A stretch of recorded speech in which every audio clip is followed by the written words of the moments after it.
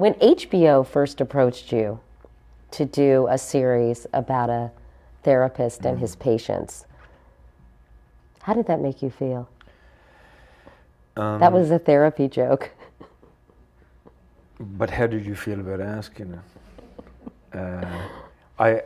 I feel now I can never ask another question or sit in a chair without being compared to that character. But when I read it first, I thought, wow, this is going to be a challenge, because most roles are, for want of a better word, active. The protagonist is usually involved in some kind of action, and 80% of this role was about reaction, in other words, listening. So it was a pretty subtle, difficult job that lay ahead, and I was pretty nervous about it from the very beginning.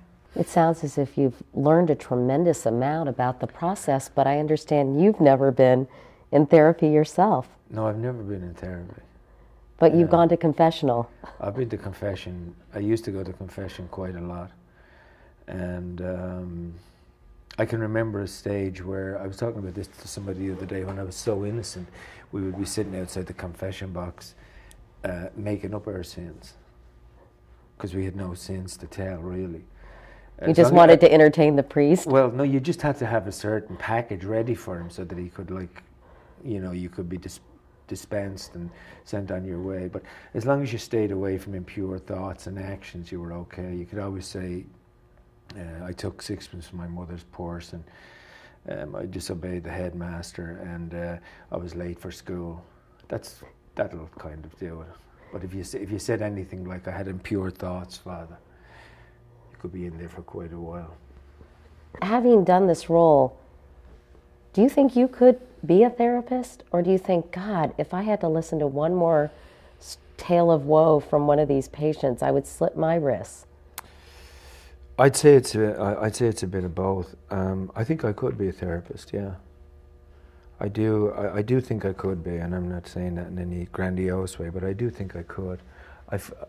And the act of listening is a draining one. It sucks a kind of an energy from you. And that's why when we were doing the show, I used to try and get them to shoot it in one take, because there was a freshness about the first take. The idea that you can be in a situation where you could actually help somebody to live a happier life, I think, is a noble way to be making your living. Tell me about your childhood in Dublin. Growing up at that time in Dublin was, it wasn't Angela's ashes, but it certainly wasn't a time of plenty. My father was a labourer, my mother was a nurse, and she worked at night time to supplement the family income, and there were 6 of us, small for a Catholic family. And there was a lot of deprivation. I wouldn't say poverty, but there was certainly deprivation. But nobody seemed to think, to be in any way conscious about it. Your ambition in life was to work hard, get a good, secure job, and provide for your family. And you didn't complain, and it was, I would say, an average working class Dublin family. The idea of coming to America to me was beyond any kind of dream at all.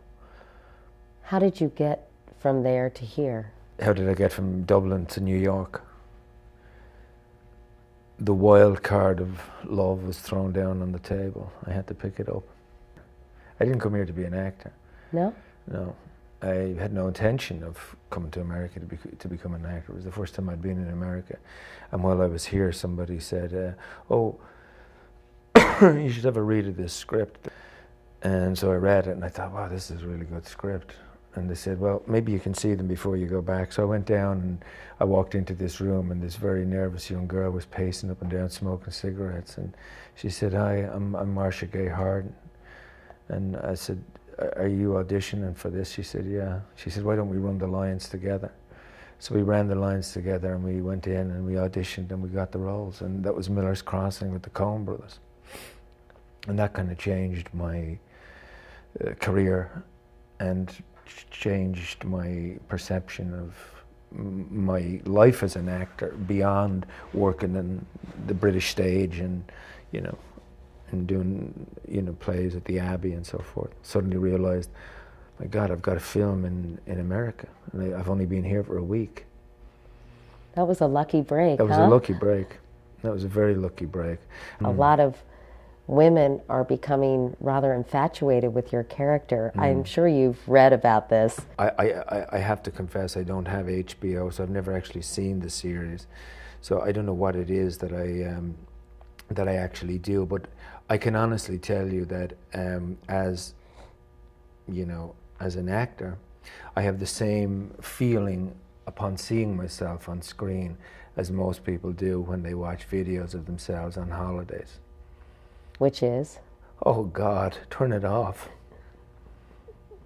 I have to read a couple of these quotes, Gabriel. In this New York Times article, it says, he listens, he cares, he isn't real. But they quote some man in Paris saying, I'm totally infatuated with him. I want to watch his every move. Another fan saying, I could lick Gabriel Byrne all over on an HBO message board. Another saying, I love, love, love when he licks his lips, or when he simply sticks his tongue in the front of his mouth near his lip for a second. So, sexy. And I'm reading this, and I'm thinking, they're calling you the new Dr. McDreamy. I'm getting menopausal here listening to this. I'm getting hot flushes, or hot flashes, or whatever they call them. Flashes, not flushes. Flash, what is it? Flushes? Flashes. Flashes. Yeah. Whatever it is, yeah. It's funny though, isn't it? Yeah, it's